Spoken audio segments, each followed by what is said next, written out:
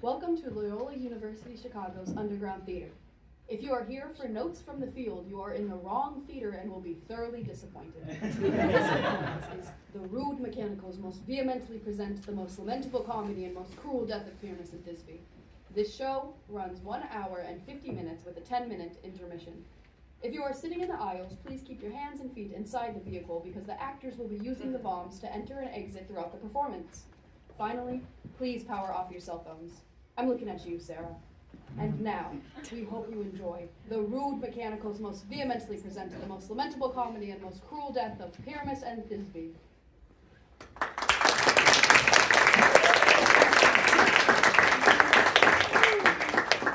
What a refreshing sleep that was. Oh, hi-ho. Who are you lot? Why are you all just sitting there and watching me sleep? Oh, art thou here for the performance? Yeah. Where's here, by the way? Thou art too early, I'm afraid. A week too early, in sooth. Peter Quince hath not been casted yet. I hope to get the lead. And I'm somewhat of an actor myself. Well, not at the present moment. I'm a weaver, which means I weave things, baskets, rugs, other things.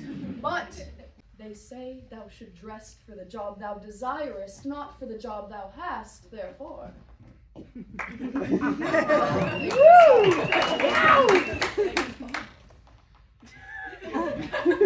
Hi ho.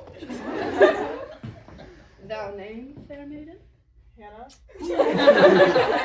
Hannah! Oh, what a beautiful name.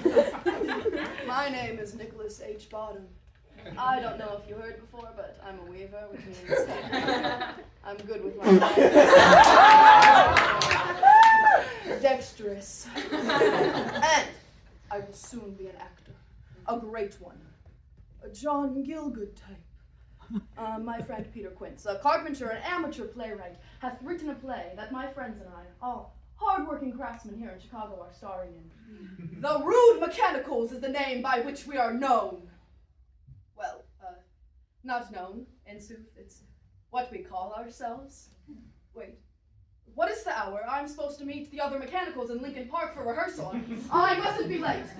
Is this the way to Lincoln Park? Yes.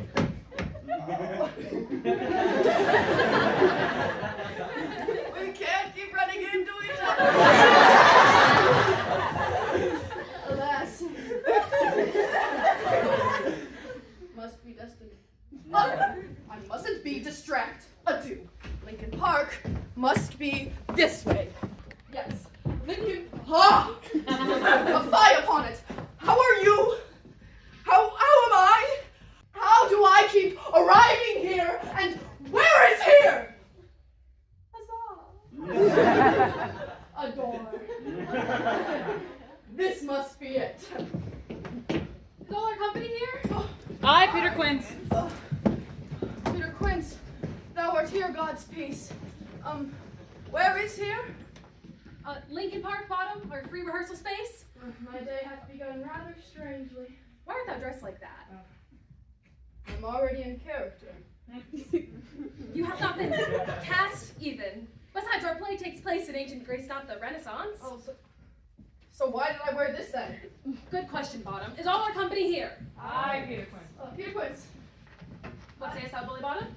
I did not think we would have company, well, besides our company. What sayest thou, Bottom? I did not think we would have an audience for our rehearsal. What sayest thou? Methinks it's best to rehearse in private, so as to keep it a surprise, nothing against you, of course. What? The people. What people? The people sitting silently there, watching us. Hence from this time-wasting tomfoolery, Bottom, dost thou want to know thy part or not? Yes, Peter Quince. Now, is all our company here? Hi. You were best to call them generally man by man, according to the script. Here is the scroll that contains every man's name that will be playing in our play at Loyola University Chicago in 1 week's time. Oh, that's like the Jesuits.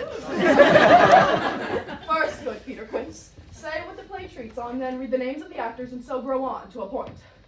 Our play is the most lamentable comedy and most cruel death of Pyramus and Thisbe. A very good piece of work, I assure you.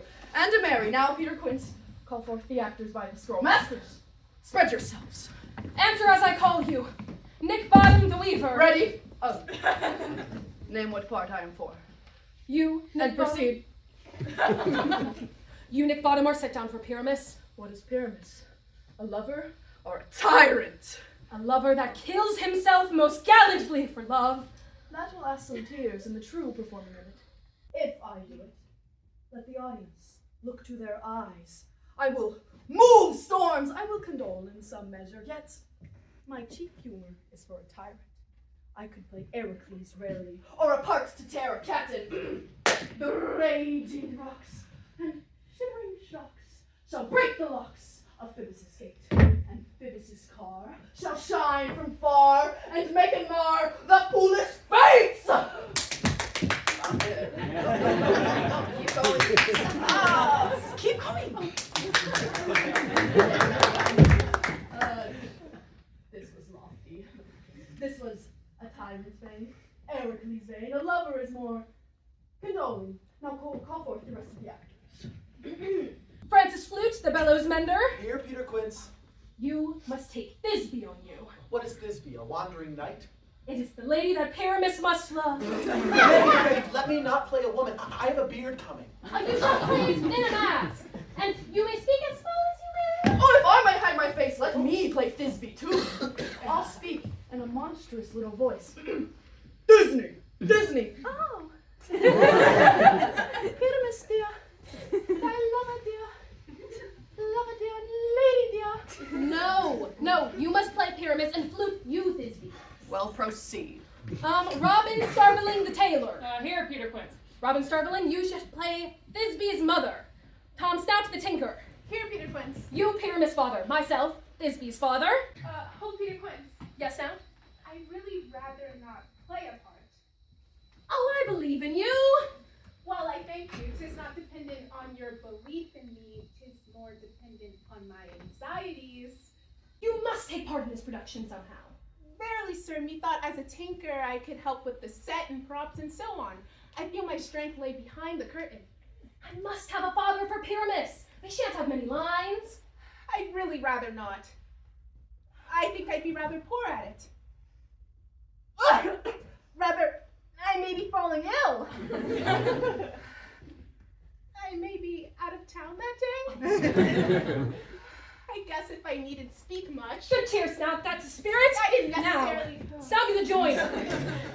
You the lion's part. And I hope there is a play fitted. Have you the lion's part written? Pray you, if be, give it to me, for I am slow of study. You may do it extempore, for it is nothing but roaring. Let me play the lion too. I will roar so that it'll do any man's heart good to hear me. I will roar so that the audience will say, oh, let him roar again. Roar! Oh, let him roar again. Roar! Roar! Roar! Roar! Roar! Roar! If you shall do it too terribly, you would fright the ladies that they would shriek, and that were enough to hang us all. That would hang us, every mother's son. I grant you, friends, if that you should fright the ladies out of their wits, they would have no discretion but to hang us. But I will aggravate my voice so that I will roar you as 'twere any sucking dove. Meow. I will roar you as 'twere any nightingale. You must play Pyramus, for Pyramus is a sweet-faced man, a lovely gentleman-like man that thou might see in a summer's day. Therefore, you must play Pyramus. Well, I will undertake it. What beard 'twere best to play it in? Why, what you will. I will discharge it in either your straw-colored beard, your orange tawny beard, your yellow ingrain beard, your French crown-colored beard, your perfect yellow. Why, it matters not the color of your beard. You may play him barefaced, what you will. But, masters, here are your parts. and I am to request you, desire you, to con them by tomorrow and meet me in the wood a mile without the town. Dost thou mean Lincoln Park? Aye, here we shall rehearse, for it cost us not, and if we meet in the city, we shall be dogged with company and our devices known. I pray you, masters, fail me not. We will meet, and there may we rehearse most obscenely and courageously. Take pains. Be perfect. Adieu. Adieu.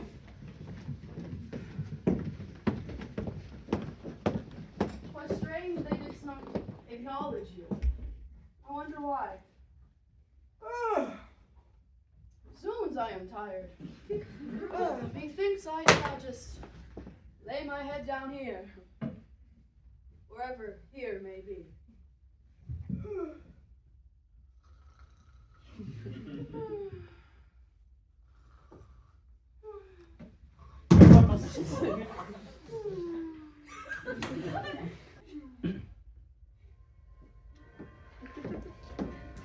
Good morrow, hearty lads. Good morrow, Quince.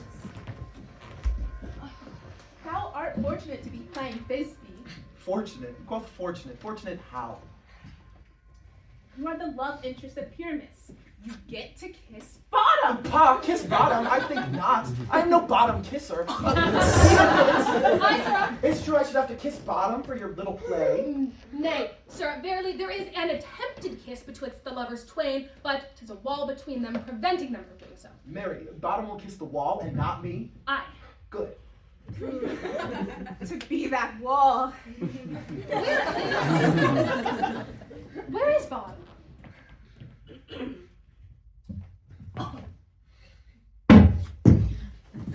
Bottom, arise. Arise, I feel as if I just laid down to sleep. Oh, that happens to me. Whensoever the sleep is simply so good. Nay, like, it was just dusk yesterday. You left me yesterday just a moment ago. What are you going on about? We left you 12 hours ago, and before long it will be dusk again. Are you ready for rehearsal or not? Aye, Peter Quince, are we all met?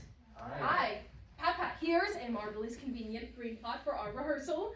This plot shall be our stage. We will do it in action, as we will before an audience at Loyola University, Chicago. Peter Quince, Let's say, is that Billy Bottom? can you see the people today? Not this again. I can see the people bottom. Really? No. You need some help, man. Why can they not see you? You can talk to your imaginary friends later, Bottom. You've already delayed rehearsal with your sleeping nonsense. But Please, no more delay. We must rehearse post haste. On to Pyramus and Thisbe. Peter Quince, What sayest thou? there are things in this comedy of Pyramus and Thisbe that will never please. First, Pyramus must draw a sword to kill himself, which the ladies cannot abide. How answer you that? Burlack in a perilous fear. I believe we must leave the killing out when all is done. Not a whit. I have a device to make all well. Write me a prologue, and let the prologue seem to say, we will do no harm with our swords, and that Pyramus is not killed indeed. And for the more better assurance, tell them that I, Pyramus, am not Pyramus, but Bottom the Weaver. This will put them out of their fear. Well, we will have such a prologue. Will the ladies not be afraid of the lion? Oh, I fear it, I promise you. Masters, you ought to consider with yourselves to bring in God's shield as a lion amongst ladies is a most dreadful thing, for there is not a more fearful wildfowl than a lion living. And we ought to look to it. Therefore, another prologue must tell he is not a lion. Nay, Oh. he must name his name, and half his face must be seen through the lion's neck. And he himself must speak through, saying, ladies, or fair ladies, I would wish you, or I would request you, or I would entreat you, not to fear, not to tremble, my life for yours. If you think I come hither as a lion, or a pity on my life, no, I am no such thing. I am a man. As other men are. And there indeed let him name his name, and tell him plainly he is Snug the joiner. Well, it shall be so. of things. That is to bring moonlight into a chamber, for Pyramus and Thisbe did meet by moonlight. Doth the play of the moon shine the night we play our play? Check the calendar. A calendar. Almanac. Find a moonshine. Find a moonshine. Hey Siri, calendar. is the moon gonna shine? Yes, it doth shine that night. Why then, you may leave the great chamber window open where we play our play, and the moon may shine in through the casement. Aye, or else one must come in with a bush of thorns and a lantern and say, he comes to present moonshine. Oh, I could do it. I could do it. Bottom, already thou art playing Pyramus. Yes, but I wouldn't mind taking on 2 roles. It would really challenge me as an actor. Bottom, Yes, Peter Quince? Pyramus and Thisbe meet by moonlight, do they not? They do, Peter Quince. Thereupon you can't very well play both Pyramus and the moon by which he meets Thisbe, now can you? I can try. No, you cannot. So that counts Flute out as well. Starveling, Snout, Snug, any volunteers? Not I. One part is already too much. I'm occupied already with this lion business. Don't you just roar? It's from the heart. It takes a lot. All right, Starveling. Mary, I can do it. Good cheer. Starveling, you shall be moonshine. There is another thing. We must have a wall in the great chamber, for Pyramus and Thisbe, so says the story, did speak through the chink of the wall. You can never bring in a wall. What say you, Bottom? You can never bring them No. What do I say? No. Some man or other must present wall, and let him have some loam, or some rough cast, or some plaster about him to signify wall, and let him hold his fingers thus, and through that cranny shall Pyramus and Thisbe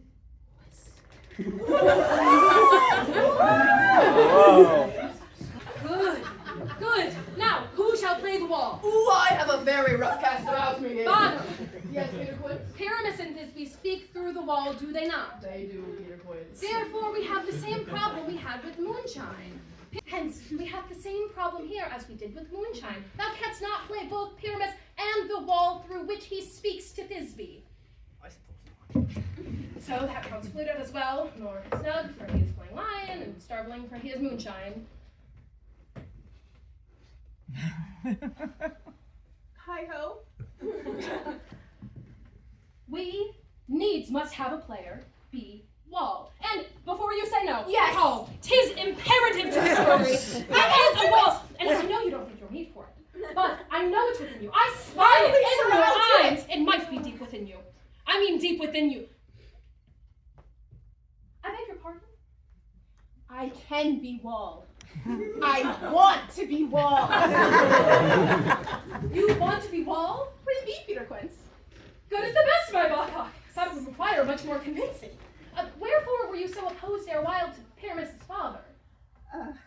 I have since discovered my love for the art of performance. Well, huzzah! Thank you, Snout. You shall be the wall which keeps the lovers asunder.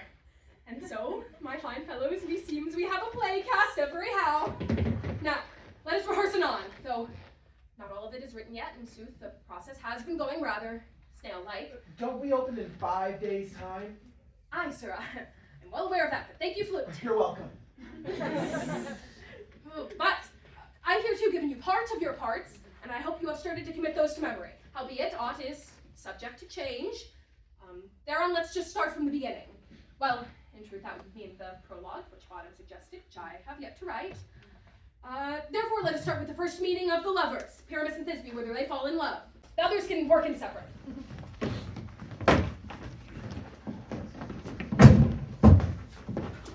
Entree, Pyramus. Here I am all alone on this bright day. If only one could take my woes away. Halt, why art thou talking like that? I am a pentameter. I know it's iambic pentameter, but you don't have to say it like that. How shall I say it then? You should use the meter as a guidance, if you so desire. Hark, here I am, all alone on this birthday. Then there's no meter. The meter remains howsoever you speak it. It's written in meter. If there's no difference to the way it's said, then why write it in meter? It's what all the great playwrights do. So why didn't you do it? Just say it normally. Are you sure? Yes, I'm sure it was I who wrote it. Great playwright. Oh. Here I am, all alone on this birthday. If only one could take my woes away. Good. Anon enters Thisbe the fair lady. Oh, woe is me, a maiden, all alone. All my life, no other's love I have known. How? What art thou doing? What do you mean? I'm acting, son. What's all this? Oh, well, I'm not skilled at memorizing, so for key words and phrases in each line. I'm glad you found something that works for you, but you cannot do your motions for the performance, okay? Aye. Try them without for now. Try Peter Quince. Oh, woe is me, a maiden, all alone. All my life, no other's love I have known. A maiden, all alone. Thou art a lady, remember? I remember. Ergo, be a lady.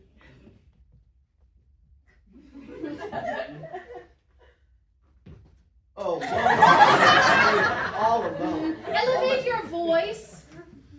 Oh, woe is me, a maiden, all alone. Elevate.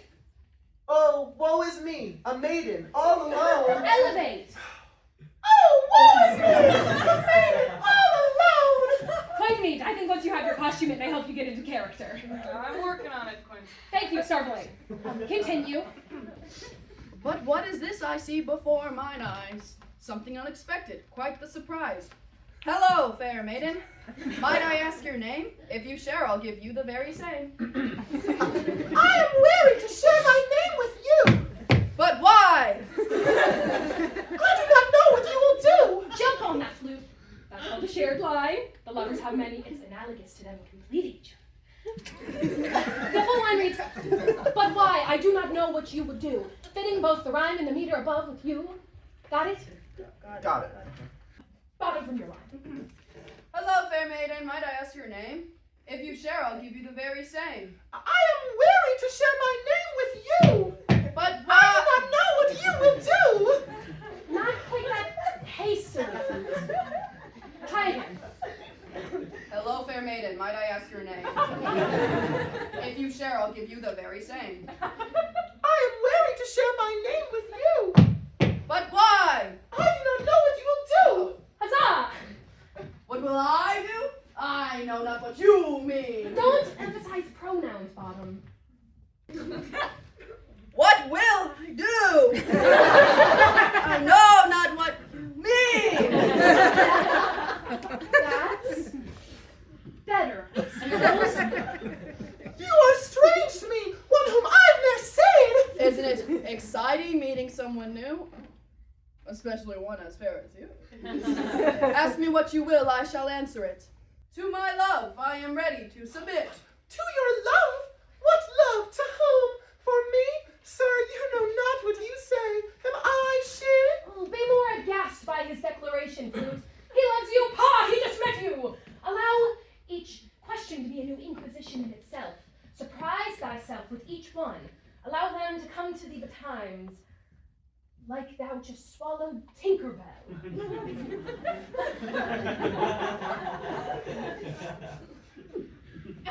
To your love? What love? To whom? For me? Sir, you know not what you say. Am I she? You two are doing great. I'm going to let you rehearse on your own for a bit while I check in on the others. Hey ho, Peter Quince. Hey, how goes lines part? Well, truly, I've been doing a lot of character work. For a lion? Quince! He's such an integral part. I don't want to mess him up. He doth alter the entire trajectory of the story. Pyramus would have never killed himself if he didn't think that Thisbe had been killed. By who? This guy. I just really want to do him justice, you know? I suppose you're right, but don't stress about it too much. All you really have to do is go on stage and roar. The lion's disclaimer, I'll give it to you once I've written it, but you can just read it off the page. I'm sure you'll do great. The disclaimer is neat, but I'm more interested in the lion's motivations. Like, Why is he roaring? I know not. Perhaps he is hungry. Yes. But hungry for what? What if he's perpetually ravenous, always searching for something to satiate and cure him? However, no matter how much he eats, he is ne'er satisfied. Mayhaps it is because he is searching for sustenance for the stomach, when he ought to be seeking sustenance for the soul. The cure to his hunger is not food, but love.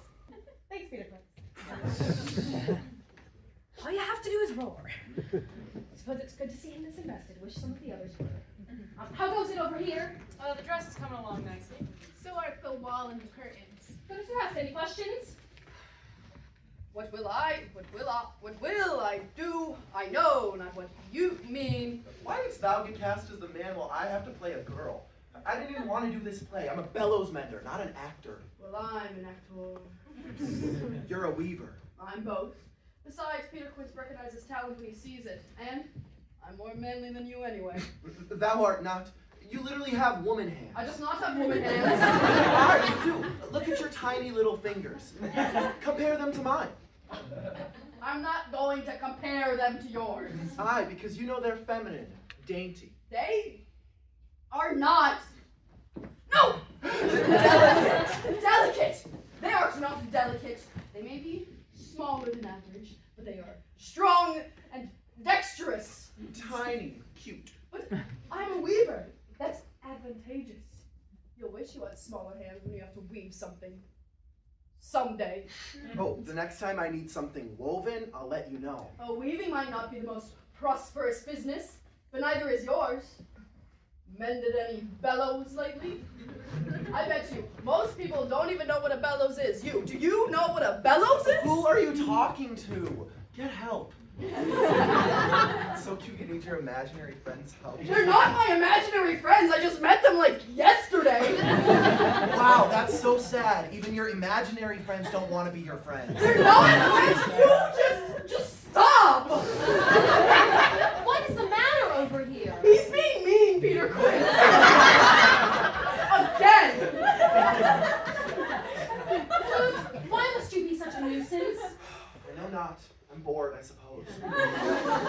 Well, let's just keep running the scene then, shall we? All right. If he can control himself. Oh, if I can control myself.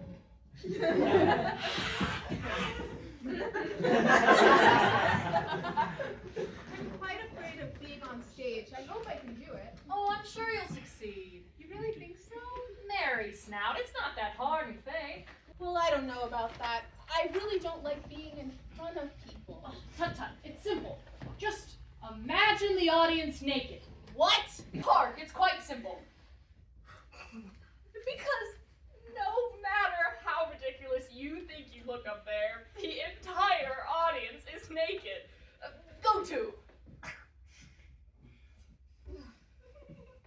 Zoons. I don't know.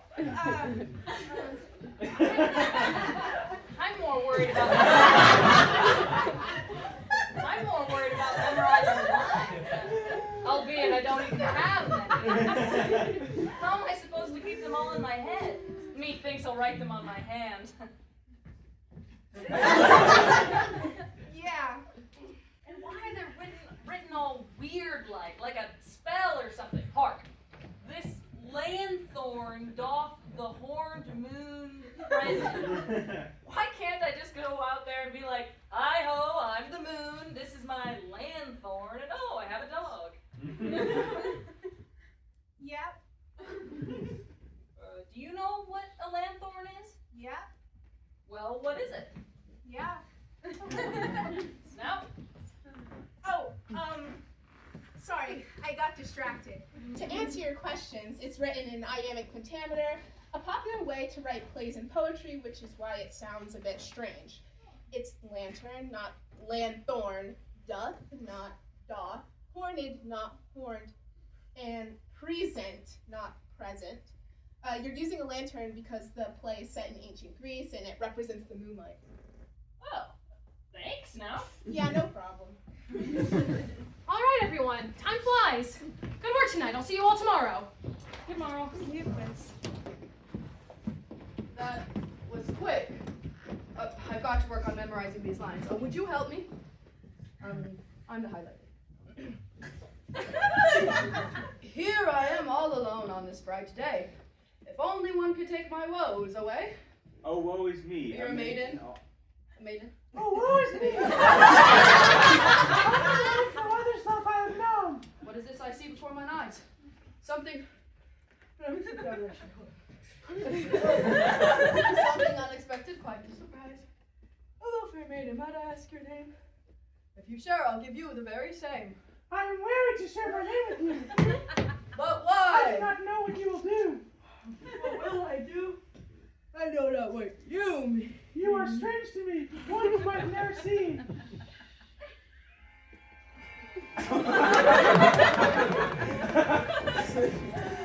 Good day, everybody's son. Good day, Quince.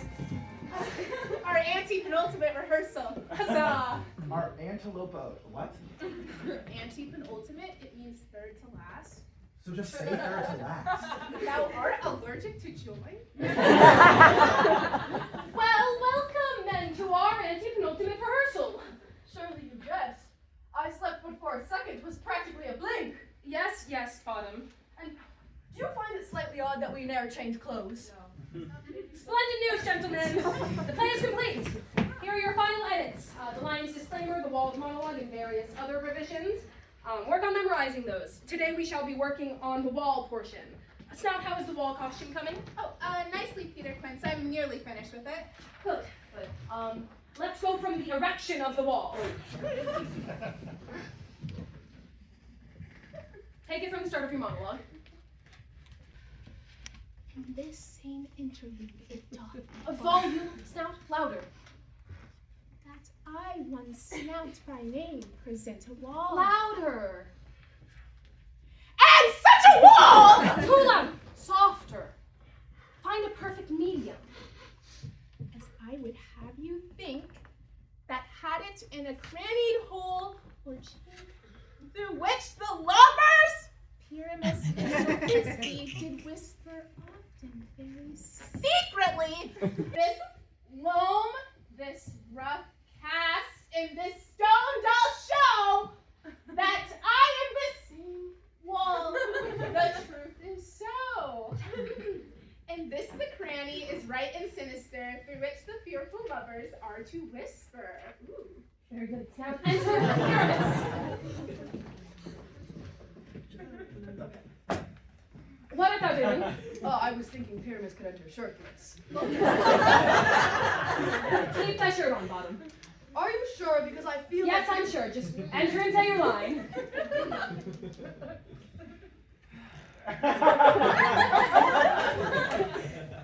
Oh, grim looked night on night with you so... Bottom, what is that?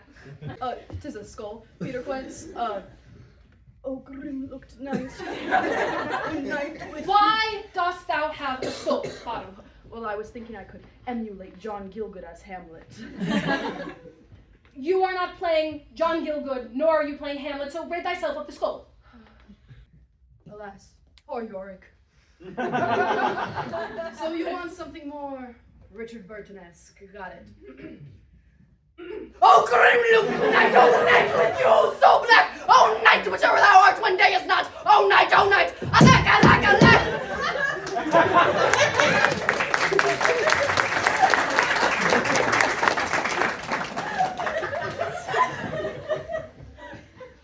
Mayhaps give slightly less Richard Burton and more Bottom. Just with that last line, ensure the two old knights are different, and with each of those alacks, just hit them individually. We're Bottom. Okay. No John. We're Bottom. Oh night. Oh night. Alack. Alack. Alack. I fear my Thisbe's Thisbe. I fear my Thisbe's promises forgot. And thou, oh wall, oh lovely wall, that standest between her father's ground and mine. Thou wall, oh sweet, oh lovely wall, show me thy chink to blink Through with my eye. No. A gesture with your hand or something. I cannot. My hands will be like this in the wall costume. Then change the costume. But I'm almost done with it. Peter Quince. Go to, Bottom, give it a try. Go to. Show me thy chink to blink. Through with mine eye. Thanks, courteous Swan. Jove shield thee well for this. But what's the eye? No Thisbe do I see. O wicked wall, through whom I see no bliss. Cursed be thy stones, for thus deceiving me. Entree, Thisbe.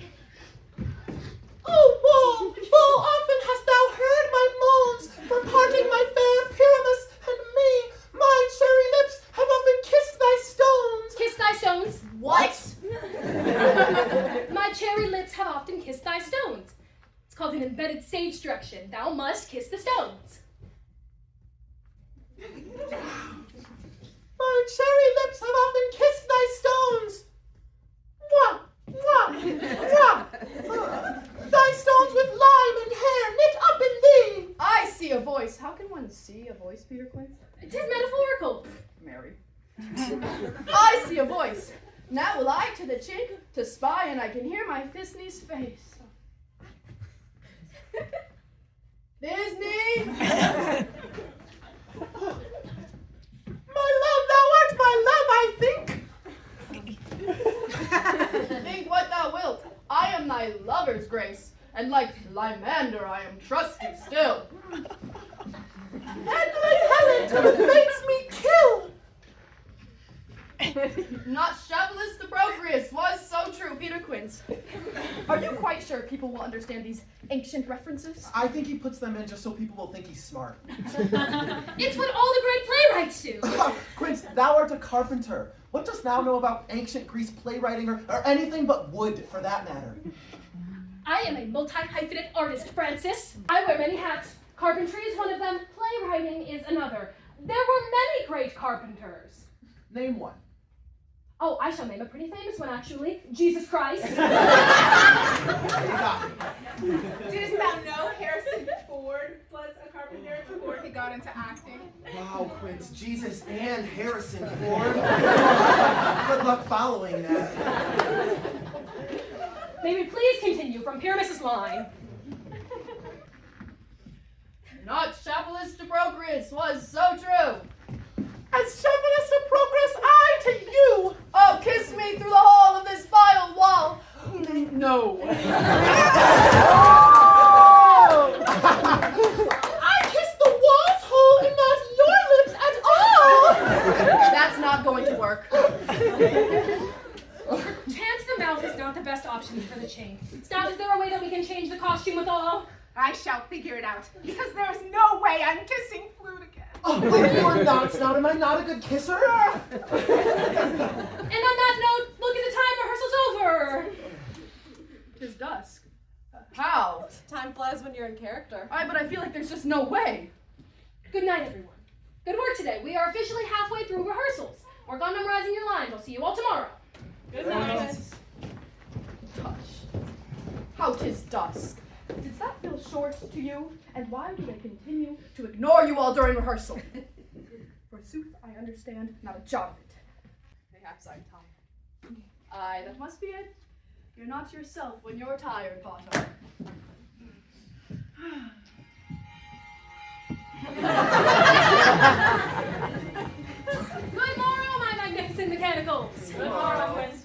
Potter, wherefore are you on the ground? I was going to sleep. Why aren't they going to sleep right as rehearsal is starting? I was not. I was going to sleep when rehearsal was ending. Rehearsal is starting now, not ending. Aye, but it happens in an instant. Tush, Bottom, must it always be something with you? Hark, think about it. Where do you all go when rehearsal is over, and for how long? I've just thought about how I never truly leave our rehearsal space. I've just been sleeping here, and I don't know why. In Lincoln Park? Is this Lincoln Park? Of course this is Lincoln Park, Bottom. What sort of a question is that? And we go home to our houses and sleep in our beds. Why you choose to sleep on the cold, damp grass, I'll never quite understand. Grass? Grass!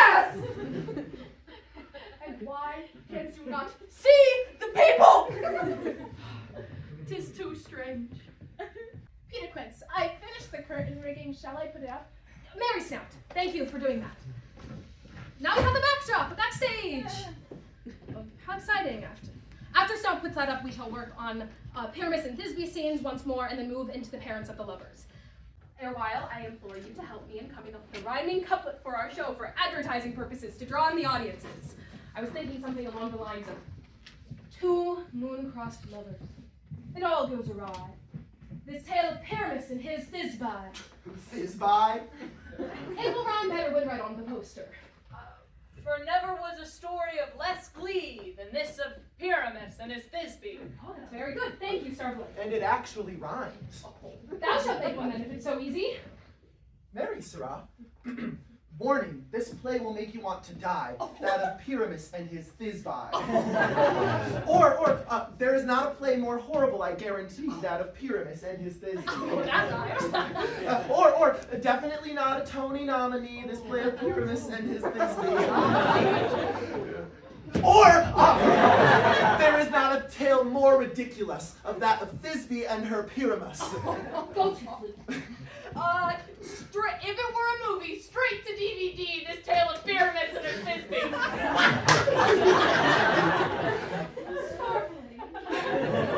Sorry, Sirrah, it just gives me glee to coin a phrase.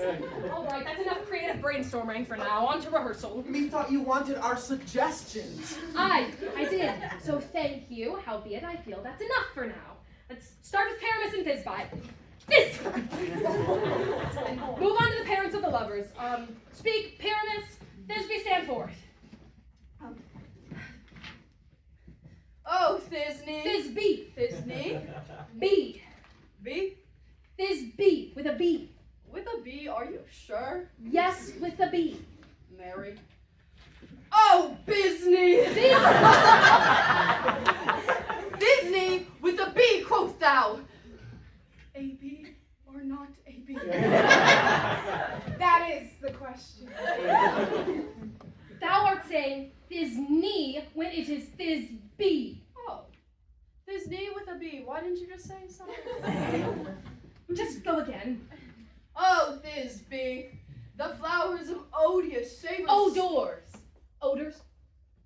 Oh, Thisbe, the flowers of odor, savors, sweet. So hath thy breath, thy Thisbe dear.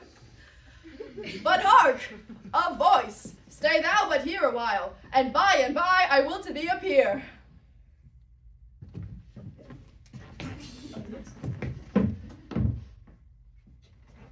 Must I speak now? Aye, Mary, you must. For you must understand that he goes but to see a noise that he heard, and is to come again. Most radiant Pyramus, most lily-white of hue, of color like the red rose on triumphant briar. Flute, you are playing a woman, you must sound like one. Most radiant Pyramus! Very good, Flute. Most lily-white of hue, of color like the red rose on triumphant briar. Most brisky man and puissant through and through, as truest horsed, yet would never tire. I'll meet thee, Pyramus, at Ninny's tomb. Oh, 9 is 2, man. And you must not speak all that yet. That you answer to Pyramus. You speak all your parts at once, cues and all. Pyramus, enter, your cue is past. It is never tire. Oh, as truest horsed, yet that would never tire. Bottom, 'tis your cue. Huh? Oh! Thou art changed. What do I see on thee? What? Oh, bless thee, Bottom, thou art translated. Translated?